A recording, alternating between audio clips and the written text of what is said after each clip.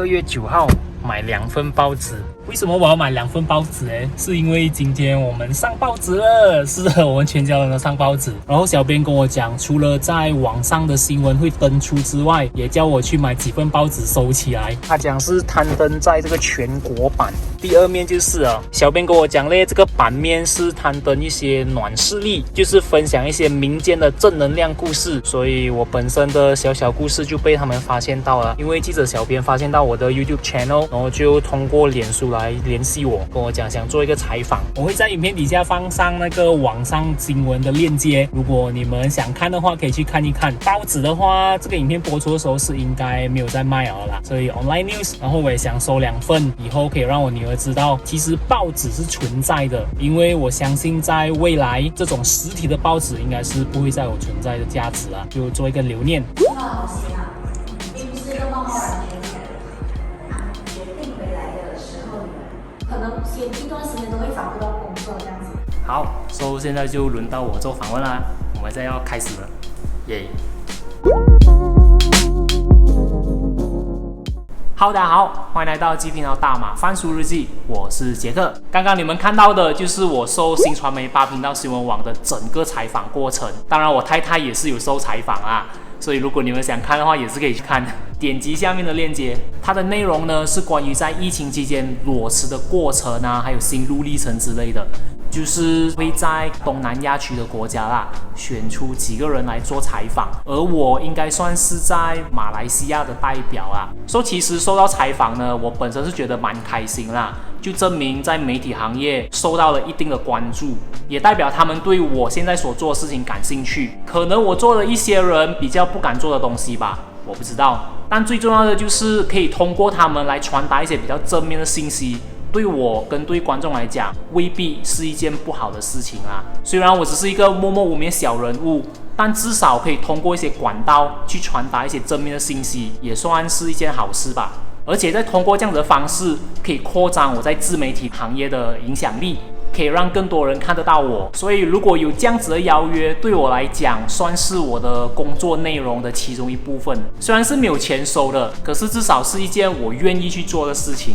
所以呢，今天影片呢也是有关于这个裸辞的题材啦，就是我从新加坡裸辞回到马来西亚过后，我在这边过得好吗？我到底回到来过后是做一些什么？从新加坡回到马来西亚过后，我的生活变得如何？还有从新加坡辞去所谓的高薪工作，回到马来西亚过后，真的有想象中那么惨吗？今天影片呢就会来一一告诉你们我的整个心路历程了，所以敬请期待。首先呢，我要让你们来看一下我从新加坡回来过后，就是我辞掉了银行工作，我做 Grab 啊，然后回来过后，在疫情那段期间，我到底是在这边做什么？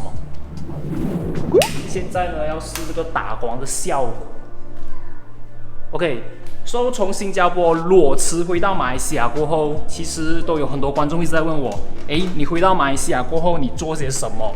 你是不是没有做工啊，还是怎么样？其实我每天呢都在做的东西就是拍影片啦。好像明天因为有一个业配的影片要拍，所以呢今天就来做 set up。明天呢我就要在我的家里的客厅来拍这一支业配。首先呢最重要的就是要把这些灯光啊全部都打好 ，make sure 明天的过程，整个拍摄影片的过程都会很顺利。所以现在我要来 test 那个灯，你们看到吗？在上面，因为我觉得这个灯应该是不够的，所以要另外再打灯。这边你看，我觉得调成白色会比较漂亮啊。对，你看整间客厅就感觉上比较光亮啊。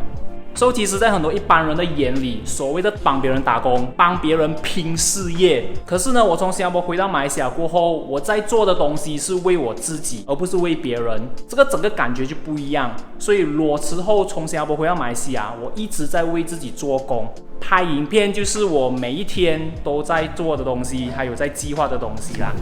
今天呢，来学礼仪课，要学怎么样化淡妆，因为其实化妆也是尊重的一部分。所以呢，身为一个内容创作者，然后又时常会出现在视频里面的话，学会化淡妆是一个最基本的技巧。讲真的，我最后一次化妆是在我结婚的时候，我竟然没有想到现在我要自己学化妆。最普通的学起，开始。好，所以呢，现在就让我们的前空姐来教我怎么化妆。她会帮我画半边脸啊，画了半边脸过后，这一边我就自己画。我觉得我肤质是属于油性的啦，所以很容易出油。然后你看，其实有很多痘疤。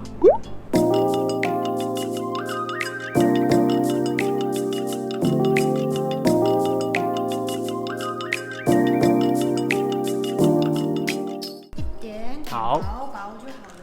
所以呢，现在呢是已经半边脸打了 foundation， 还有现在他在帮我弄这个 compact powder 蜜粉，然后你们看一下那个效果，跟这边你看这个是 original， 很多痘疤啊，其实因为最近戴口罩呢，就很多pimple， 这边呢是已经上了一点点淡妆了，我是觉得 OK 啦，就是至少在整个影片里面看到是比较淡的 ，OK， 就是这样子啊。现在我要来 try， 好，现在你们看到呢是化妆前的样子 ，OK， 很明显的可以看到有痘痘啊，刚才你们应该是有注意到，非常的大力。这个就是现在我化妆过后的样子啊，是不是有稍微一点点的不一样呢？因为我不是化大浓妆，我只是把一些比较明显的地方 cover 掉而已。所以你们还可以看到有一些痘疤，可是并没有刚刚那么明显，对不对？这个对我来讲非常重要。为什么这么讲呢？尤其是在业配的时候，你们可以想一下吗？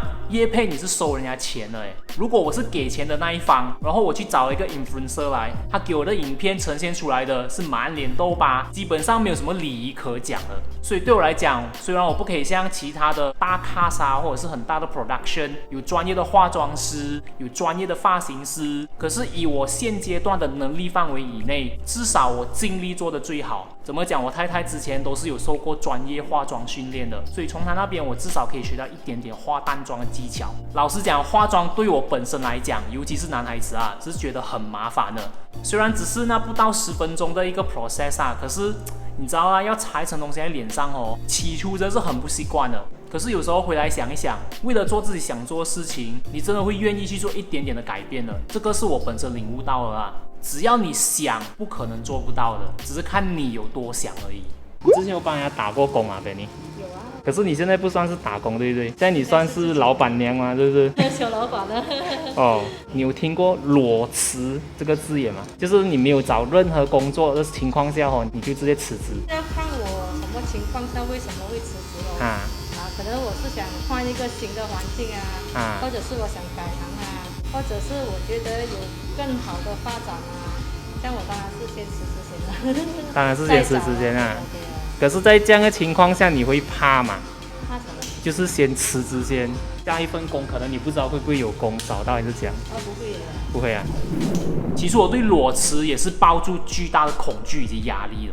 你可以想一下吗？我已经习惯了日复一日的工作，我也习惯了每个月固定拿薪水，而且也知道了什么叫做工作上的压力。除了工作压力，生活上也是有一定的压力，尤其是你有家庭的时候。但是我还是不后悔，我还是觉得我当时决定是对的。我真的非常感谢当时的我做了这样的一个决定，因为当时的我让我跳脱出了舒适圈，去做了一些我之前一直不敢做但又很想做的事情，就是离开那间公司，离开现在的生活，让我知道了原来现在我得到的比以前一成不变的生活还要多，不管生活作息或者是心理素质都比以前好太多太多了。无论你们相不相信都好，我在每做一件事情，心里都是平静的，想法也都是正面的，跟以前的心理素质相比起来，真的是有一个天渊之别。这个东西我相信只有自己的内心才会知道的，自己才可以听到自己内心的想法跟声音。所以如果你不真正去体验一下，你是不会体会到像我这样子的感觉的。因为有一个很大的对比，你们知道吗？那种心态上的感觉这是完全不同的。这个是公司的盖章，拿到了 Z Channel Creator and Assistant。是的，就这样子，在一个机缘巧合情况下，我自己开了自己的 production， 叫做 ZC Production。它可以是 Z Channel Production， 也可以是 Z Chang Production。我的名字跟我的 channel 都是有 ZC 2个字的，所以我就取名为 ZC Production。其实老实讲，我完全没有想过的，我竟然会在这个疫情里面裸辞了过后，回到马来西亚，开始自己的一个创业的道路。讲真的，这个也是蛮好笑的。其实我在大学期间哦，我读的是属于 entrepreneur， 就是企业管理啊，自己出来创业啊这些东西。可是我毕业过后，我所做的东西哦，是完全没有关系的。我不是在航空业，就是在旅游业，要不然就到银行或者是 customer service， 完全都没有什么关联。但竟然在一个疫情下裸辞过后，我竟然跑上了我自己之前读的一切有关于企业管理啊、accounting 的东西啊。我有时候我会偷偷翻回我大学的书本来看一下，这个是蛮有趣的啦。首先来讲一讲为什么我不要回去打工。最大的原因呢，是因为我真的很怕办公室政治，我觉得很烦啊。最麻烦的啦就是人，可能我的机遇真的没有那么好我遇到的哦，去到每一间公司哦，都几乎都会有了。我相信这个东西对你们来讲也应该似曾相识吧，你们应该也是一定有体会过这样子的一个感觉的，很烦的，真的，我没有骗你们。只要你是出了社会一段时间哦，你就知道这个烦到底有多烦。所以我自己出来开公司，我做我自己想做的事情，反而我会比较开心。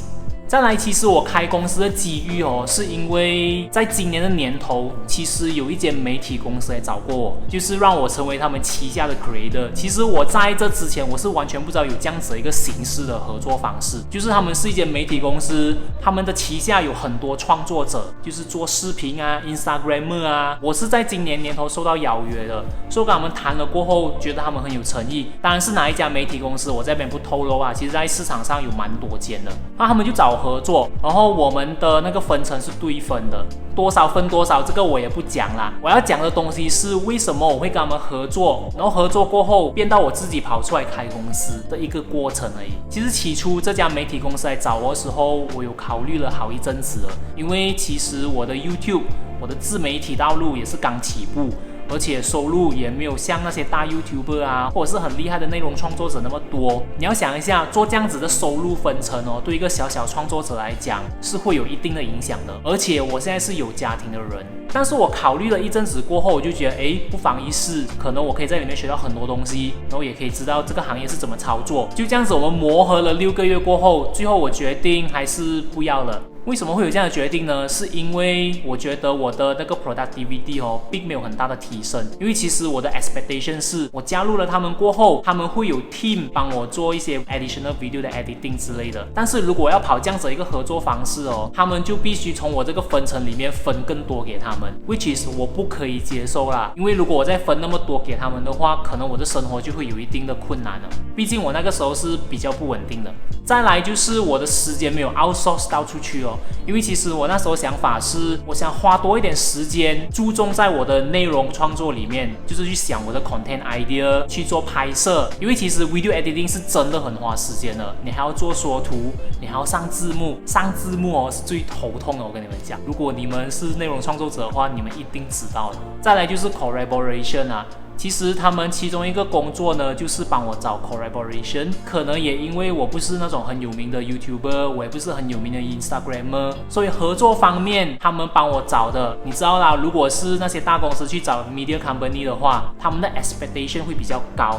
相反的，我这里得到的业配还多过在我的经纪公司那边来的。所以就因为这种种的原因，我决定退出。当然是完全依照合约里面的 term and condition 而终止这个合约的。所以就这样子，我自己开了一间 production， 过后呢，也陆陆续续有接到了业配，而且以公司的名义，感觉上就比较专业，不管在合约上或者是盖章上，现在我的 production 都是往一个比较专业的方向去发展 ，which is 我非常开心啊。所以如果你们有厂商看到这支 video 的话，如果你们对我的影片有兴趣，或者是想植入一些广告，你们可以来找我们的团队啦，我们会以我们现阶段的能力范围里面做到最好给你们。当然，对观众来讲，我们也不可能会亏待他们啦，因为观众对我们来讲才是最重要的。如果没有你们，我在那边拍视频就没有意义了。